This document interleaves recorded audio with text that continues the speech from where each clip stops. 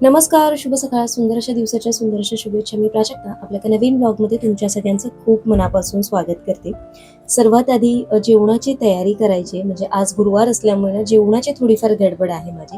आणि तुम्हाला माहिती आहे की मी बऱ्याच वेळा तुम्हाला असं सांगते की कुकर लावून झाला ना की आपलं 50% काम झालेलं असतं. तर ज्या कोणी नवीन गृहिणी असतील, म्हणजे ज्यांना नवीन लग्न ज्यांचं झालंय, त्यांच्यासाठी माझ्याकडनं ही खूप महत्त्वाची टिप असेल की सर्वात आधी कुकर लावून घ्यायचा. आणि कुकर लावला ना की आपलं 50% जेवण ऑलमोस्ट डन असतं. तर मला बऱ्याच वेळा अशा पण कमेंट येतात की ताई, आमचं नुकतंच लग्न झालं आणि तुझ्या टिप्स आम्हाला खूप जास्त उपयोगी पडतात.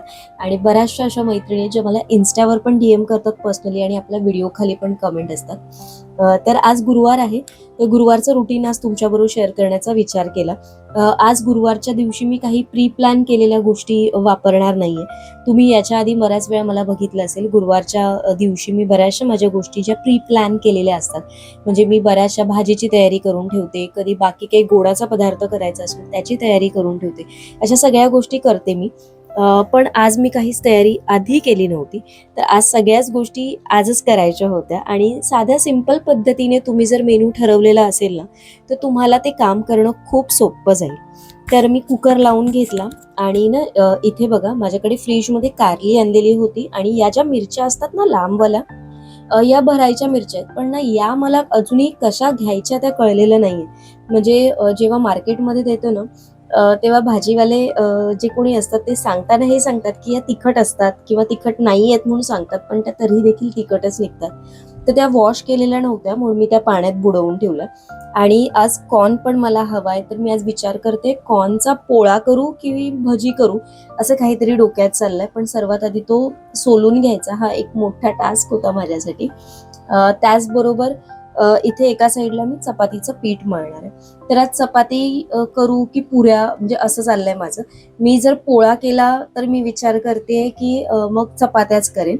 आणि जर मी भजी केली तर मग पुऱ्या करू, असं डोक्यात ठरवलेलं आहे. अनुराधाताईंनी कमेंट केलेली की तुझ्या इकडे एक बावला पण होता ब्लू कलरचा, तो कुठे आहे? तर हा बावला मी इथेच ठेवलेला आहे. कारण तो पण मी तुम्हाला मागे पण सांगितलेलं की मला पण हा गिफ्ट मिळालेला होता, आणि त्याची जाण मला आहे. एखादी वस्तू कोणी जर प्रेमाने दिली तर ती माझ्या किचनमध्ये किंवा माझ्या समोर मी नेहमी ठेवते. तर इथे मी पुन्हा आज अगारोचा हा इलेक्ट्रिक व्हेजिटेबल चॉपर यूज करते. तुम्ही म्हणाल की प्राजक्ता, रोज रोज हा चॉपर काय दाखवते? तर सध्या मी याच्यामध्ये ना वेगवेगळ्या प्रकारच्या भाज्या किंवा जे काही मला वापरायचं, म्हणजे चॉप करायचं ना, ते मी यामध्ये सगळं करून बघते. आणि मला पण अंदाजा येतो आणि तुम्हाला पण कळेल की याच्यामध्ये काय काय प्रकारे आपण बारीक करू शकतो. मी जर हा कॉर्न मिक्सरमध्ये लावला असता ना, तर तो त्याला थोडंसं पाणी सुटलं असतं आणि तो थोडासा अगदी पातळ झाला असता. म्हणून मी म्हटलं की आपण चॉपरमध्ये चॉप करून बघू. एक बटन प्रेस केलं की म्हटलं चॉपिंग तर पटकन होतच, पण ते ना अगदी असं गिजगिजीत मला नको हवं होतं. म्हटलं तसंच होतं का बघू, आणि तसंच झालं बघा. अगदी मोकळा असा हा कॉर्न तयार झालेला आहे. आज जर मला पोळा करायचा असेल तरी पण परफेक्ट आहे, किंवा मग भजी करायची असेल तरी पण परफेक्ट आहे. आता या सारणामध्ये मी थोडंसं धणा, जिरा, बडीशेप आणि काळी मिरी अशी जी माझ्याकडे पावडर असते केलेली, ती मी याच्यामध्ये टाकली. थोडंसं तांदळाचं पीठ मिक्स केलंय, आणि थोडंसं मी बेसन टाकणार आहे. तांदळाच्या पिठाने अजून थोडीशी कुरकुरीत होतील भजी. आणि हे जे मिश्रण आहे ना, हे मला आत्तासाठी जास्तच होणार आहे. यातलं मी थोडंसं ठेवेन, मी उद्या सकाळी ठेवेन. हे जे मिश्रण तयार केलेलं असेल ना, तर याची तुम्ही एक पॅटी पण थापू शकता, म्हणजे अशी थालीपीठ सारखी. आणि ती तुम्ही चपातीमध्ये रोल करून तुमच्या मुलांना वगैरे टिफिनमध्ये देऊ शकता, किंवा सकाळच्या नाश्त्यासाठी पण होईल. मी बऱ्याच वेळा नाश्त्यासाठी पण कधी कधी करते. म्हणजे एका साईडला एका पॅन मध्ये चपात्या होतात, आणि एका साईडला ही आपण ना अशी जास्त तेल न लावता अशीच ती रोस्ट करून घ्यायची, म्हणजे पॅन मध्ये वगैरे. आणि मग तुम्ही ती खाऊ शकता चपातीमध्ये रोल करून वगैरे.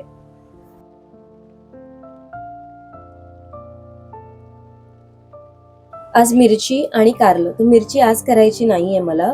जे कारलं आहे ते मात्र आज करायचं. तर कारलं आहे ना, स्टफ कारलं करायचंय, आणि मला ना ते काही स्टफ कारलं एवढं असं जमत नाही. पण मी ज्या ज्या वेळेस करते तर ते सचिनला आवडतं. तर त्याचं असं होतं बऱ्याच दिवसांपासून की कारलं ची भरलेली आहेत ना ती तू कर. तर मी दरवेळेस काहीतरी वेगवेगळं ट्राय करत असते. असं काही एकच रेसिपी माझी अशी नाहीये. पण मला अशी प्रॉपर रेसिपी कारल्याची माहिती नाही, या स्टफ कारल्याची. जर तुम्हाला माहिती असेल तर मला नक्की कमेंट करून सांगा, किंवा मी जे केलंय त्याच्यामध्ये काही चुकलं असेल तर ते देखील मला रेक्टिफाय करा, म्हणजे मी नेक्स्ट टाइमसाठी छान अशी रेसिपी शेअर करेन. मला माहिती आहे की कमेंट मार्फत त्या गोष्टी थोड्याशा लांब होतात किंवा तेवढ्या अशा जमत नाहीत, म्हणजे आपल्याला सगळ्या बोलण्यासाठी किंवा कमेंट मार्फत लिहिण्यासाठी. पण तरी पण थोडक्यात जर तुम्ही मला सांगितलं तर मला पण नेक्स्ट टाइमसाठी आयडिया मिळेल.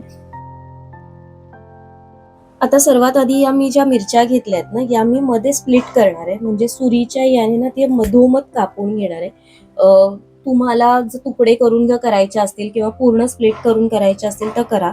मला असं वाटतं, हा मी घेताना मी विचारलेलं की ह्या तिखट निघतील काय, तर मला नाही सांगितलंय. पण या जेव्हा मी आता कट करते ना, तेव्हा त्याच्यात एक तर बिया खूप जास्त आहे, जे मी म्हणजे एक्सपिरियन्सने शिकले, बिया खूप जास्त आहेत. आणि ना याचा जेव्हा मी कट करते ना, तेव्हा त्याचा एक असा एक तिखटपणा मला जाणवतोय. तर मला असं वाटतं या पण तिखटच निघणार आहे. तर या सगळ्यांना पूर्णपणे मी अशा कापून घेते. आणि मग आपण याच्यामध्ये ना मीठ भरायचं.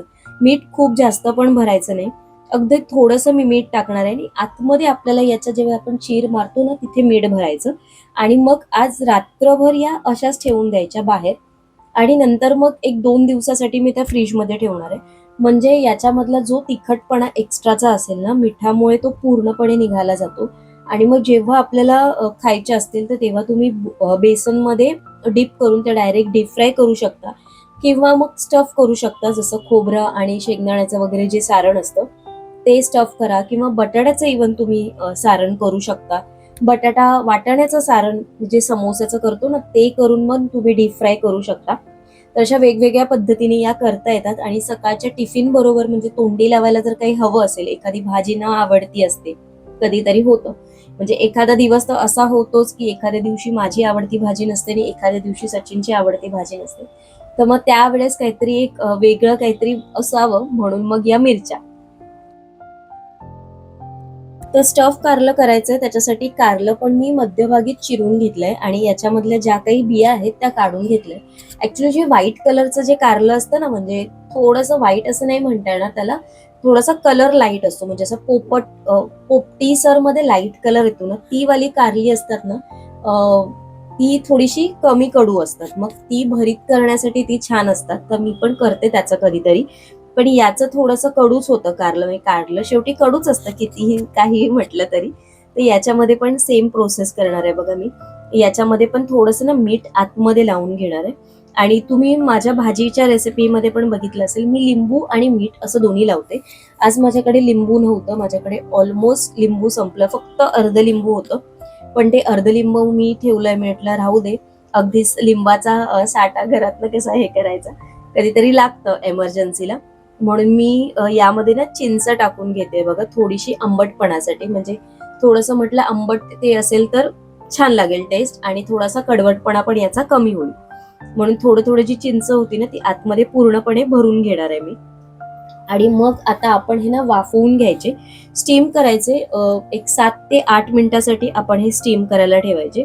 तर मी माझ्या ना छोट्या स्टीमरमध्ये आता हे बॉईल करायला ठेवणार आहे. मोठा स्टीमर नाही काढत हल्ली मी बऱ्याच वेळा. जेव्हा असं शॉर्टकट करायचं असेल तेव्हा असाच हा छोटासा जो स्टीमर आहे तो करते. खाली तेल वगैरे काही लावणार नाहीये. जस्ट याच्यामध्ये हे जे काही 4 का 5 तुकडे आहेत ते ठेवायचे. हे पण आता आमच्याकडे उरणार, कारण एवढे जास्त नाही खाल्ले जाणार. एक तुकडा तरी याच्यामधला उरणारच आहे. तो उद्या सकाळसाठी वगैरे टिफिनला मला घेऊन जावं लागेल, आता संध्याकाळपर्यंत मग तो काही राहणार नाही. आणि मला त्याला गरम करायचं थोडंसं टेन्शन येतं. इथे बघाल तर एका साईडला ना मी तांदूळ पण सुकत घातलीये बघा, म्हणजे हे थोडेसे मला दळून आणायचे. तर मी पण बऱ्याच वेळा तांदूळ असे घरच्या घरी सुकवते. आणि थोडासा वेळ जातो, कारण आता पावसाळा आहे, तर 4 ते 5 दिवस जातात म्हणजे फॅन खाली पूर्णपणे हे सुकण्यासाठी. तर तुम्ही पण घरच्या घरी ट्राय करू शकता. असं काही नाहीये की उन्हातच घातले म्हणजे ते सुकतात. फक्त उन्हात असं असतं की 1-2 ऊन लागलं की पटकन सुकतात. पण आता हे घरच्या घरी सुकवायचे असतील तर 4-5 तास तर आरामात जातात. तर मी सकाळी जाताना परत हे पसरवून जाते आणि मग संध्याकाळी आल्यावर परत पसरते. फक्त रात्री झोपताना ते एकत्र करून ठेवते आणि मग भांड्यात ठेवते.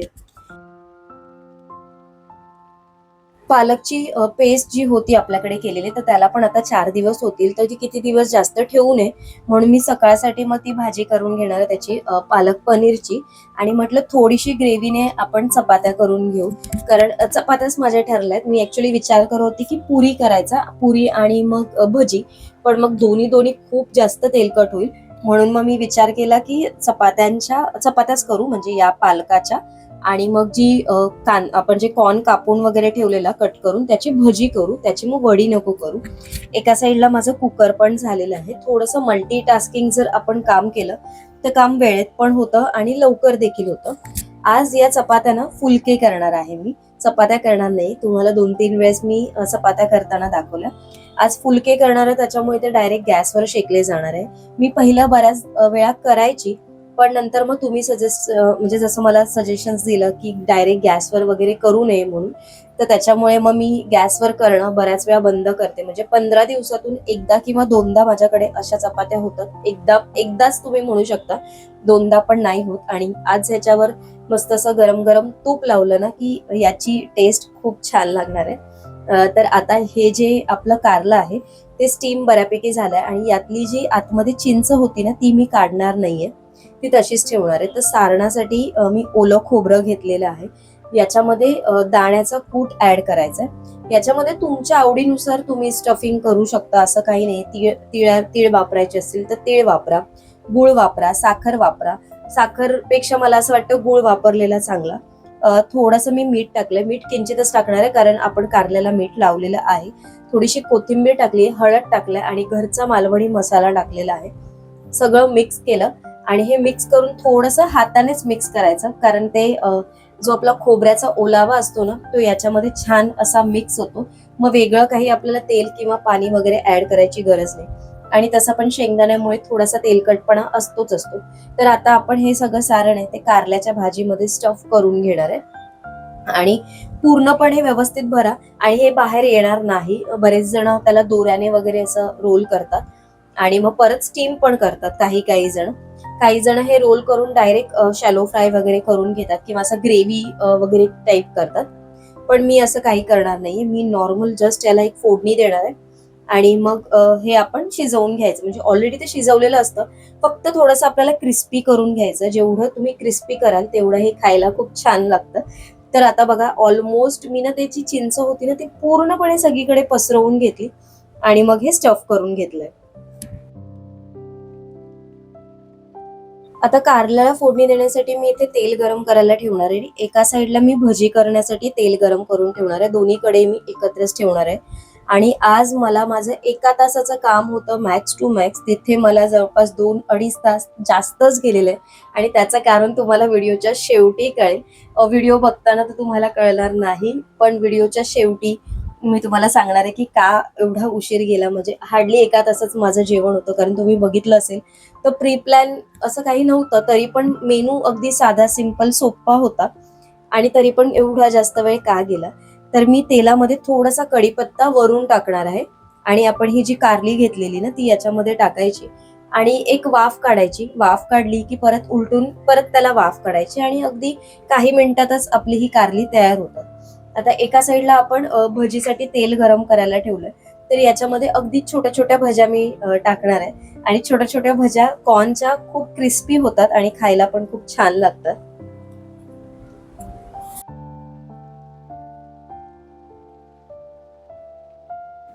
तर आजचा व्हिडिओ थोडासा इनकम्प्लीट वाटेल तुम्हाला. इनकम्प्लीट यासाठी ना की माझी वरची लाईटच गेली. म्हणजे लाईट चालू आहे, त्याचा ऍक्च्युली कनेक्शन मध्ये प्रॉब्लेम झालाय. म्हणजे त्याचा जो बटन असतो आपण ऑन ऑफ जे करतो ते लूज झालं, त्याच्यामुळे कनेक्शन नाही लागत. आणि वरची लाईट गेल्या असल्यामुळे ना मला नंतर काही शूट करता आलं नाही, कारण 2 लाईटने तेवढा म्हणजे प्रकाश पडत नाही. अंधारात तुम्हाला काही दिसलं पण नसतं. दिसलं नसतं म्हणजे असं खूप उजेडात व्यवस्थित जसं दिसतं तसं नसतं दिसलं. 1-2 क्लिप्स आजच्या व्हिडिओमध्ये अशा आहेत की जिथे त्या अंधारात शूट झालेल्या आहेत. आशा करते तुम्ही त्या समजून घ्याल. आणि खूप म्हणजे पुढे मला शूट करायचं होतं, पण नंतर मग लाईट गेली आणि ऑलरेडी रात्री उशीर झालेला, कारण मग सचिन येईपर्यंत मला थांबायला लागतं. आणि मग 9:30 नंतर, म्हणजे मी ऑलरेडी 9:30 पर्यंत थांबली. त्याच्यानंतर मग आल्यानंतर मग त्याने बघितलं आणि त्याच्यानंतर करेपर्यंत मग खूप उशीर. त्याच्यानंतर मी बाकीचं पूर्ण जेवण केलं. थोडंसं जे तुम्हाला नंतरच्या क्लिप्स बघायला मिळाल्यात ना, तर मी रात्री उशिरा शूट केलं, म्हणजे 10:30 पावणे 11 वाजता मी सगळं शूट करायला घेतलेलं. त्याच्यामुळे आता खूप जास्त उशीर झाला आणि मग काही मी शूट करत नाहीये. तर आजचा व्हिडिओ स्वीट अँड सिम्पल होता. आजच्या व्हिडिओमध्ये खूप काही जास्त नव्हतं, पण माझं एक रुटीन तुमच्याबरोबर शेअर करण्याचा प्रयत्न केला. आजचा व्हिडिओ तुम्हाला कसा वाटला मला नक्की कमेंट करून सांगा, आणि तुम्हाला अजून कुठले छान छान व्हिडिओ बघायचे आहेत ते देखील मला नक्की कमेंट करून सांगा, कारण तुमच्या कमेंट मार्फतच मला देखील छान छान आयडिया सुचत असतात. मी देखील विचार करून नेहमी माझा प्रयत्न असतो की तुमच्यापर्यंत वेगवेगळे ब्लॉग काहीतरी शेअर करायचा.